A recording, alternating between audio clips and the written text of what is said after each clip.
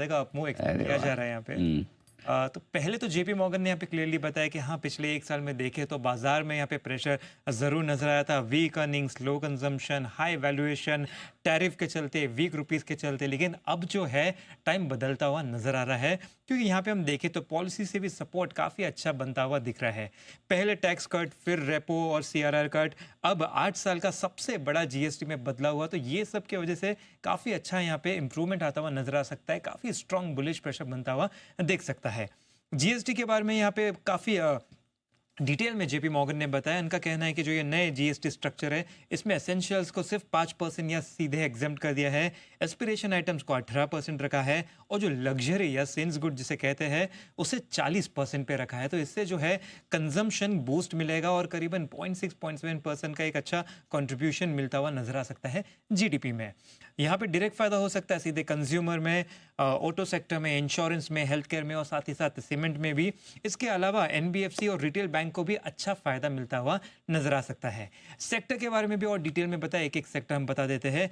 Auto sector के बारे में बताया कि जीएसटी का जो कट हुआ है, इससे पैसेंजर व्हीकल और 2 व्हीलर के डिमांड में काफी अच्छा पिकअप होता हुआ नजर आ सकता है।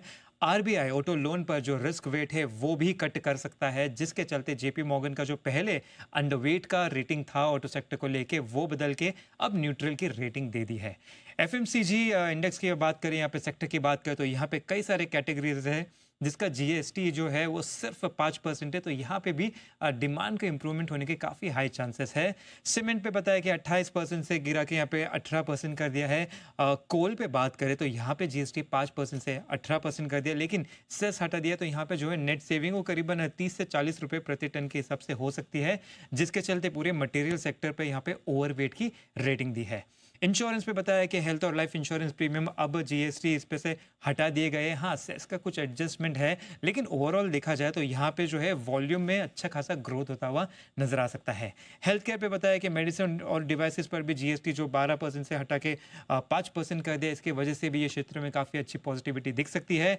ओवरऑल मैक्रो आउटलुक के बारे में भी बताया कि जो फेस्टिव और वेडिंग सीजन है, इसके वजह से भी आने वाले टाइम में नियर टर्म में ही काफ़ी स्ट्रॉन्ग डिमांड बनता हुआ नजर आ सकता है। तो ओवरऑल सेक्टर वाइज देखें तो ओवरवेट की रेटिंग में इनके पास है consumer discretionary, financials, material, hospital, real estate, defence और पावर सेक्टर।